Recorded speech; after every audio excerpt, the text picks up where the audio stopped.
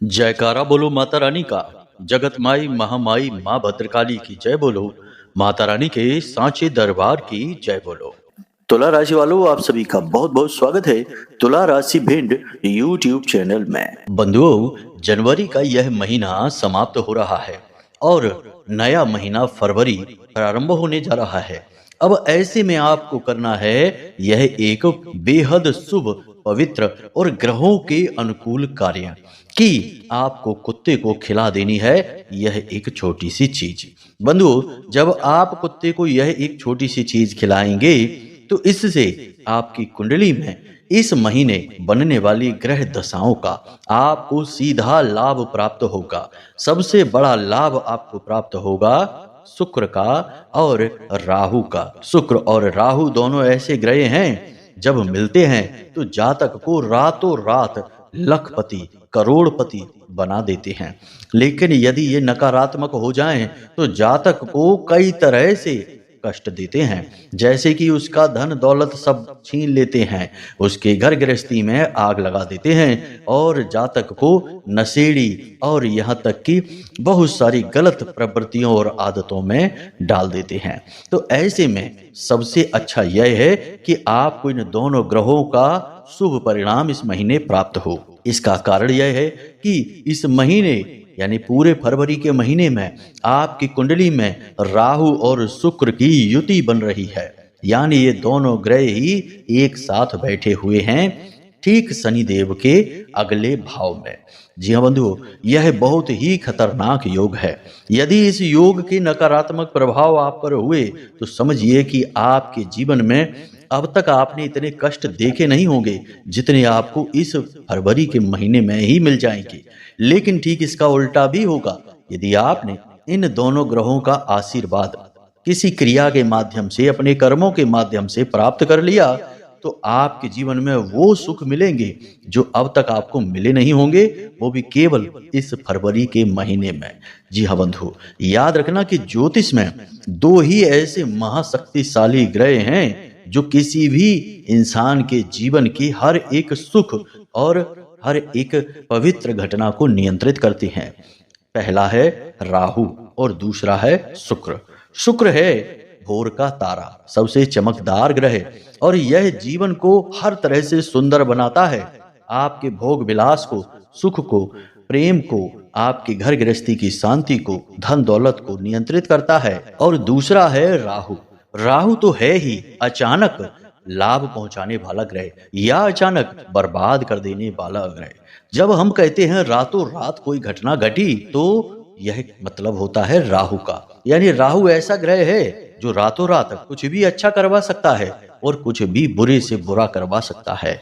तो हमारा कहने का मतलब यह है कि आपको राहु और शुक्र के सारे लाभ प्राप्त करने हैं तो इस एक चीज को, कुत्ते को चुपचाप खिला देना होगा और आप देखेंगे कि कैसे आपको इन ग्रहों के शुभ परिणाम एक एक करके मिलते चले जाएंगे। जिसको राहु मारे उसे फिर कोई न तारे और जिसको राहु तारे उसे फिर कोई न मारे।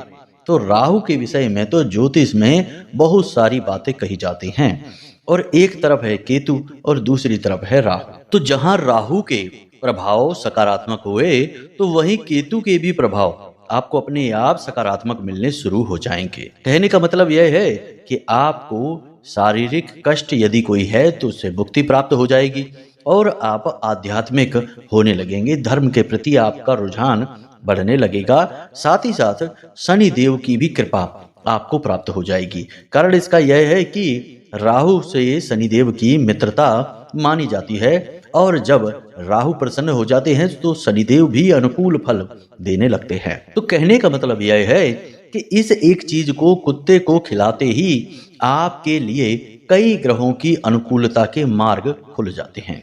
लेकिन बात इतनी सीधी भी नहीं है, यहाँ बहुत सारी बातें और भी निकल कर आती हैं। जैसे कि कुत्ते को पितृदेव का प्रतीक माना जाता है और कई दिव्य शक्तियां, देवी देवताओं का जुड़ाव भी कुत्ते के साथ होता है। अब जब आप अपने पितृ देवताओं का भी आशीर्वाद प्राप्त कर चुके होंगे, राहु, केतु, शनि और शुक्र का भी आशीर्वाद आपको प्राप्त हो चुका होगा, तो क्यों नहीं आपके जीवन में तरक्की होगी।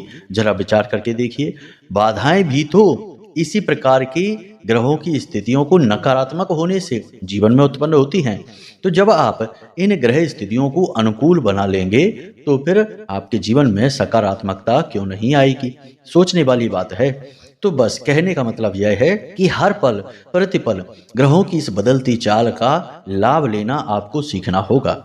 बिना इसके आप केवल मेहनत करके यदि कर्म की शक्ति से कामयाब होना चाहते हैं तो आप भ्रम में हैं। अभी आपने समझा ही नहीं कि ये संसार चलता कैसे है। वरना हर एक कर्म करने वाला, मेहनत करने वाला लखपति करोड़पति क्यों नहीं बन जाता? आप खुद विचार करके देखिए। कहने का मतलब यह है कि आपकी मेहनत के साथ ग्रहों की चाल का भी तालमेल बनना बहुत अनिवार्य है। यदि ग्रहों की चाल अनुकूल है और उसका लाभ आपको मिल रहा है तो आपकी मेहनत पूरी तरह से सफल हो जाएगी। आप जो चाहे वह हासिल कर सकते हैं। याद रखना कि रामायण में भी एक जगह यह कथा आती है जब रावण ने सभी ग्रहों को एक ही सीध में हो जाने का आदेश दिया था, जब उसका पुत्र मेघनाथ इस संसार में आने वाला था, जन्म लेने वाला था, और वह सीध थी उसकी कुंडली का 11वां घर। तो इसका मतलब यह है कि रावण भी यह अच्छी तरह से जानता था कि ग्रहों की अनुकूलता जीवन को सार्थक बनाती है, और वह तो एक प्रकांड विद्वान भी था। तो इन बातों से आपको यह समझ में तो आ रहा होगा कि ग्रहों की अनुकूलता जीवन को आगे बढ़ाने के लिए, तरक्की हासिल करने के लिए, मन चाहे लक्ष्य हासिल करने के लिए बहुत अधिक आवश्यक है। तो इन्हें अनदेखी ना करें। जो बातें आज हम आपको बताने जा रहे हैं, इन बातों को पूरी गंभीरता के साथ समझें और हर एक बात को बारीकी से समझकर अपने जीवन में उतारें। ये आपके जीवन के लिए बनाई गई बातें हैं और पूरी तरह से शास्त्रीय पद्धति पर आधारित हैं, ज्योतिषीय आकलनों पर, गणितीय आकलनों पर आधारित हैं। तो आप यदि इन्हें नहीं देखेंगे तो फिर क्या देखेंगे, क्या समझेंगे? जब जीवन अस्त व्यस्त पड़ा है तो उसे ही पहले संवारना होगा, बाद में अन्य चीजों के विषय में विचार करना होगा। आपके लिए पहली प्राथमिकता है कि अपने जीवन को सन्मार्ग पर लेकर आइए, जहां आपके पास सभी सुख हो। पहला सुख है निर्मल काया, दूजा सुख है घर में माया। और ऐसे 7 सुख बताए गए जिसमें कि हमारा संतान हमारी आज्ञाकारी हो, जहां परिवार में सुमित रहती हो, शांति रहती हो, और ऐसे ना जाने क्या क्या। तो संपूर्ण सुख आपको प्राप्त हो, तब आप एक कामयाब जीवन जिएंगे। तो उम्मीद करते हैं कि आपने हमारी सारी बातें अब समझ ली हैं। अब आप गहराई के साथ ध्यान से इस कार्यक्रम को अंत तक अवश्य देखेंगे। चलिए बंधुओं, माता रानी को याद करते हुए इस कार्यक्रम की शुरुआत करते हैं। कमेंट बॉक्स में पूरे भक्ति भाव के साथ लिख डालिए, जय मां भद्रकाली कृपा करो। एक बार नहीं 3 बार लिखना। महामाई इतनी दयालु है कि आपके ऊपर निश्चित कृपा करेंगी। इसी के साथ साथ बंधुओं, आपसे एक निवेदन है कि यदि आप इस चैनल कार्यक्रम पर पहली बार आए हैं तो इस चैनल को सब्सक्राइब कर लें। बगल में जो सब्सक्राइब का निशान है उसे अभी दबा दें। इसी के साथ साथ कमेंट बॉक्स में लिख दें कि मैं भी माई के परिवार का हिस्सा हूं। ऐसा आप अवश्य लिखें। ऐसा लिखने से, चैनल सब्सक्राइब करने से आप महामाई के दिव्य परिवार के सदस्य बन जाएंगे, धाम से जुड़ जाएंगे, और फिर महामाई की सीधी कृपा आप तक पहुंच जाएगी, क्योंकि आप तो परिवार के हिस्से बन चुकी हैं। तो जल्दी से कमेंट बॉक्स में लिखिए, मैं भी महामाई के परिवार का हिस्सा हूं। फिर कार्यक्रम में आगे बढ़ते हैं। कब आप जीवन में तरक्की करेंगे, कब आपके जीवन में बाधाएं आएंगी, कब रोग आएंगे, कब दुर्घटना होगी, कब आपकी संतान होगी, कब आपका विवाह होगा, ये सारी बातें जानने का क्या तरीका है? अक्सर लोगों के मन में यह उत्सुकता रहती है। या फिर जीवन में इतनी उथल पुथल क्यों है, परेशानियां क्यों हैं, क्यों हर पल केवल और केवल टेंशन है, कोई भी काम कर लो उसमें कामयाबी नहीं मिलती है।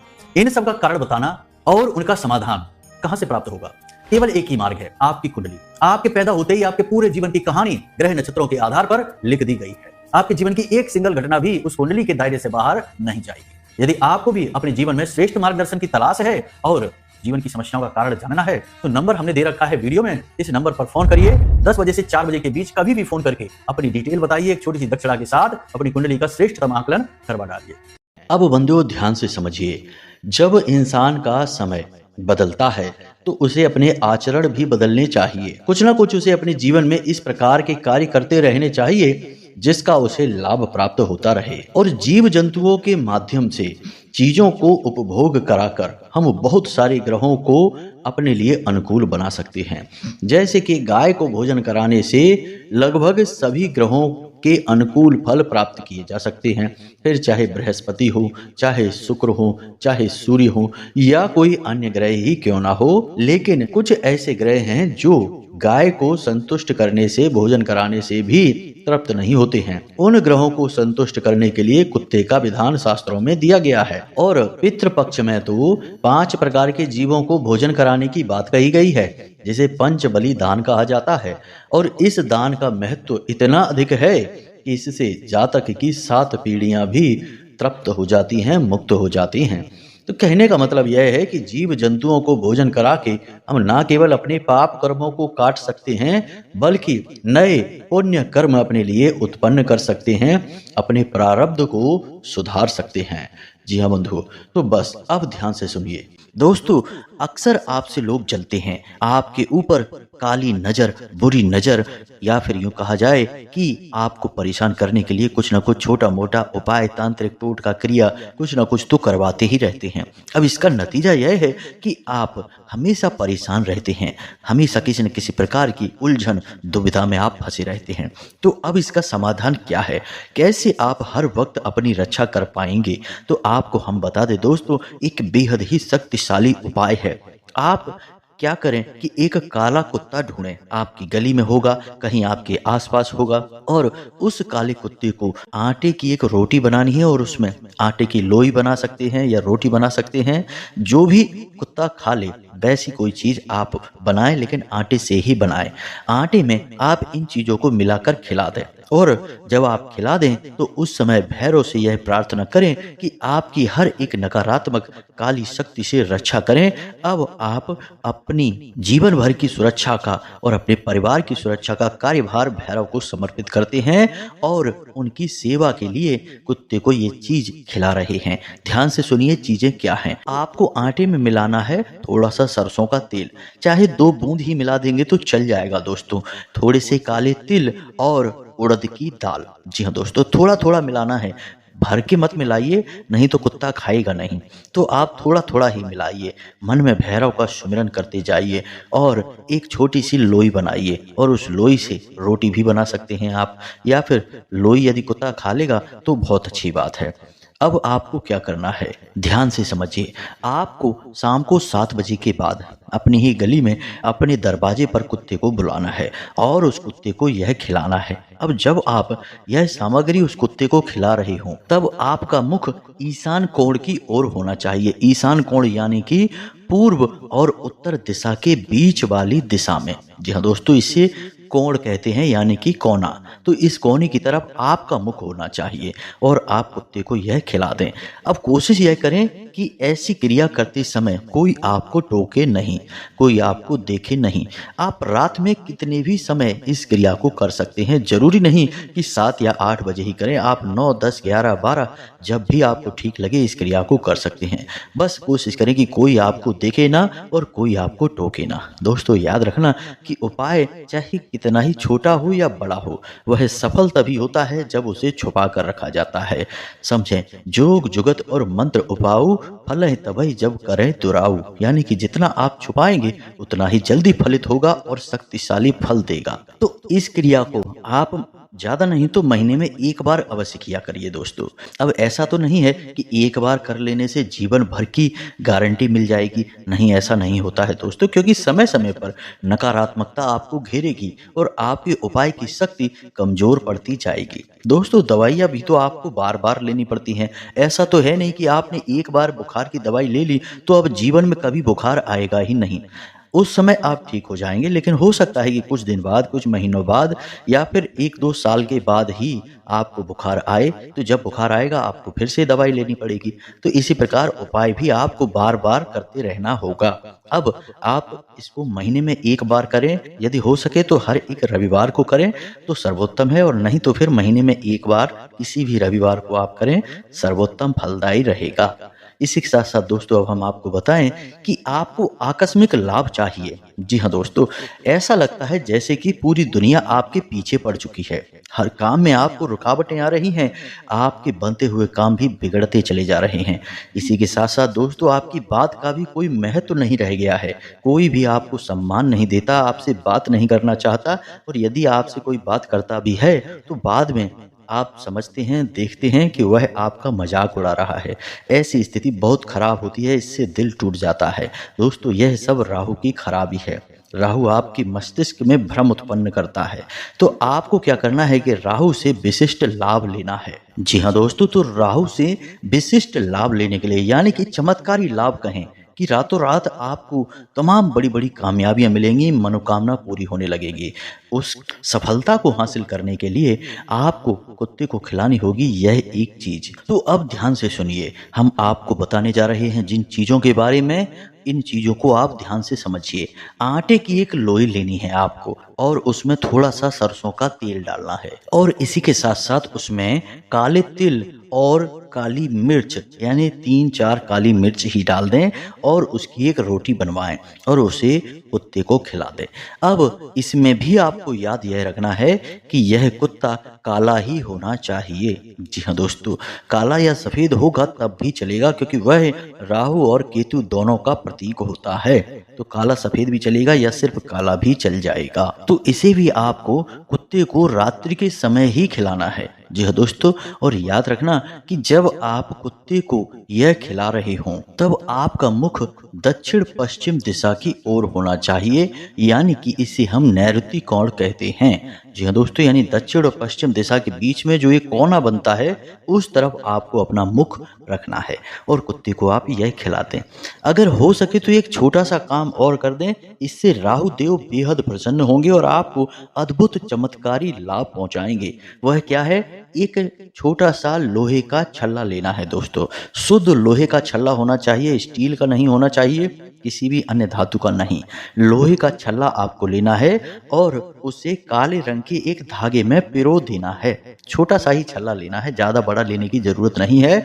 और उसे काले धागे में पिरो देना है, और उसे काले धागे में पिरोने के बाद आप जब कुत्ते को रोटी खिलाएंगे तो उसके बाद उसके गले में यह धागा बांध देंगे। धागा ढीला बांधना है दोस्तों, इतना अधिक मजबूती से मत बांधना कि कुत्ते का दम ही घुट जाए। बहुत ढीला बांधना दोस्तों। बस यह क्रिया आपको करनी है। ऐसा करने से राहु देव बेहद प्रसन्न होते हैं और आपको बेहद ही शुभ परिणाम देंगे दोस्तों, इस बात की गारंटी है। अब यहाँ पर आपको ध्यान यह देना है कि 4 दिनों तक कुत्ते के गले में वह लोहे का छल्ला डला रहे, और उसके बाद आपको वह छल्ला उतार लेना है, और उसके बाद आपको वह छल्ला अपने दाहिने हाथ की मध्यमा उंगली में पहन लेना है, यानी कि बीच की उंगली में। जी हाँ दोस्तों, आप ऐसा कर सकते हैं कि बाजार से कोई छल्ला लाएं जो आपकी मध्यमा उंगली के साइज का हो, और उसी छल्ले का आप यह प्रयोग करेंगे। दोस्तों यकीन मानिए कि इस प्रयोग को आपको केवल एक बार करना है, इसका जीवन भर आपको लाभ प्राप्त होता रहेगा। कुत्ते को वह रोटी और वह सामान आप हर एक सोमवार के दिन खिलाएं। आप चाहें तो महीने में एक सोमवार के दिन भी खिला सकते हैं, लेकिन इस उपाय को आप जीवन में एक बार भी कर लेंगे तो आपका जीवन बदल जाएगा। ऐसे ऐसे लाभ आपको प्राप्त होंगे जैसे कि आपने कभी देखे भी नहीं होंगे, मन में कभी विचार भी नहीं किया होगा। जी हाँ दोस्तों, राहु को चमत्कारी ग्रह कहा जाता है, और यह रातों रात चमत्कार करने के लिए ही मशहूर है, या यूं कहें कि बदनाम है, क्योंकि लोग इससे डरते हैं। लेकिन इसके फायदे क्या हैं, इससे लाभ कैसे ले सकते हैं, इसके बारे में लोग नहीं जानते हैं। आप इसे हमारे कहने से एक बार करके देखिए। सारे विधि विधान को अच्छी तरह से समझ लेना, गलती मत करना, और याद रखें कि हर उपाय में एक ही शर्त है कि कोई आपको टोके ना और कोई आपको देखे ना। जी हाँ दोस्तों, इस बात का विशेष ख्याल रखना है, और सारे उपाय आपको रात्रि में करने हैं। अब रात्रि में उपाय क्यों किए जाते हैं, यह भी प्रश्न आपके मन में उठ सकता है। तो दोस्तों हम आपको बता दें कि हमारे हिंदू धर्म में एक विशेष मान्यता है कि रात्रि में माया का प्रभाव कम होता है। उस समय मानव यदि कोई साधना करे, कोई उपाय करे, कोई पूजा पाठ करे तो उसे विशिष्ट फल प्राप्त होते हैं। तो अब बात करते हैं तीसरे महा उपाय की, जो आपको करना है कुत्ते के साथ। पितरों से जुड़ा हुआ है यह उपाय। दोस्तों ध्यान दें, एक रोटी कुत्ते के लिए बनवाएं, और उस रोटी के आटे में आपको क्या क्या मिलाना है इसका ध्यान रखें। थोड़ा सा तिली का तेल मिलाना है आटे में, आपको चाहे 4 बूंदे ही मिलवाएं। थोड़े से काले तिल मिलाने हैं और थोड़ा सा गुड़ मिला लेना है।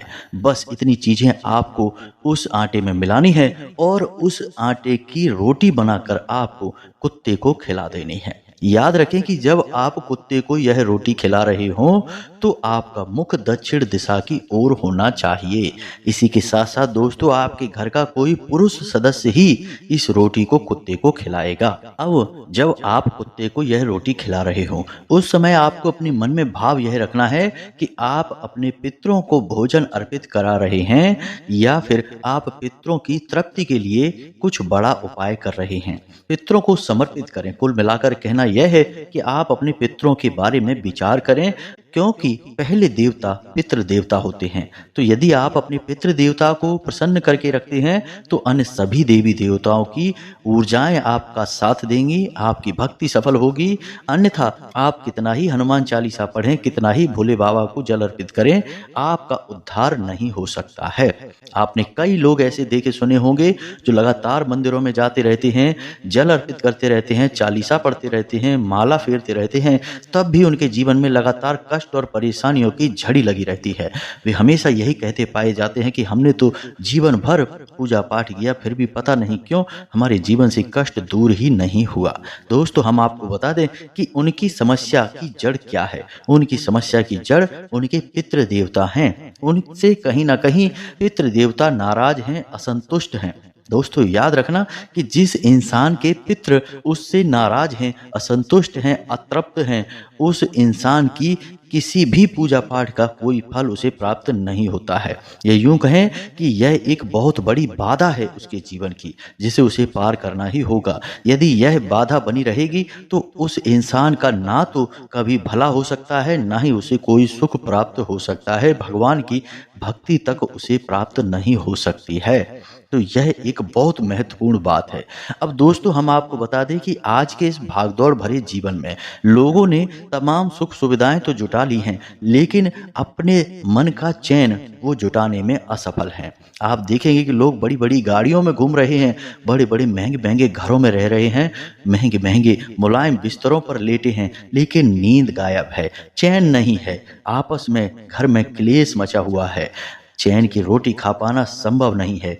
ऐसा क्यों है? जब सब कुछ पैसों से, सुख सुविधाओं से हो जाता है, मन शांत हो जाता है, तो इनका मन दुखी क्यों है? क्योंकि दोस्तों, सब कुछ पैसों से होता अवश्य है, सुकून मिलता है, शांति मिलती है, जरूरतें पूरी होती हैं, लेकिन आपका मन, आपकी आत्मा अच्छी तरह से जानती है कि यह सब तो क्षण भंगुर है। तो जब तक आप कोई ऐसा कार्य नहीं करेंगे जो कि आपकी आत्मा को बल प्रदान करेगा, तब तक आपको शांति और सुकून इस संसार में प्राप्त नहीं हो सकता। चाहे आपको कुबेर का खजाना ही क्यों ना मिल जाए, चाहे स्वयं माता लक्ष्मी आपके घर में विराजमान क्यों ना हो जाए, तब भी आपको चैन नहीं मिलेगा, सुकून नहीं मिलेगा।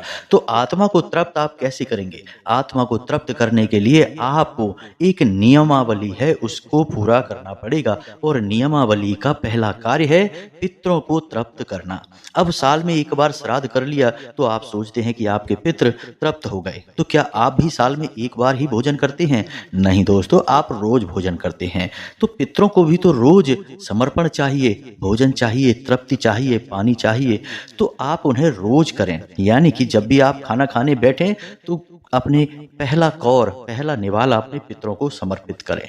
बस बोल दें कि हमारे पितृ पूर्वज जहाँ भी हैं, यह भोजन हम उनको समर्पित करते हैं, और उसके बाद आप खाना खाएं। बस इतना बोल देने से ही भोजन की ऊर्जा पितरों को ग्रहण हो जाती है। इसी के साथ साथ दोस्तों, याद रखें कि घर में जो महिलाएं हैं रोटी बनाती हैं, तो पहली रोटी हमेशा गाय के लिए निकालें और आखिरी रोटी हमेशा कुत्ते के लिए निकालें, क्योंकि दोनों ही पितरों के लिए हैं। गाय भी पितरों का सूचक है, कुत्ते भी पितरों का सूचक हैं, और इसीलिए यह नियम बना है।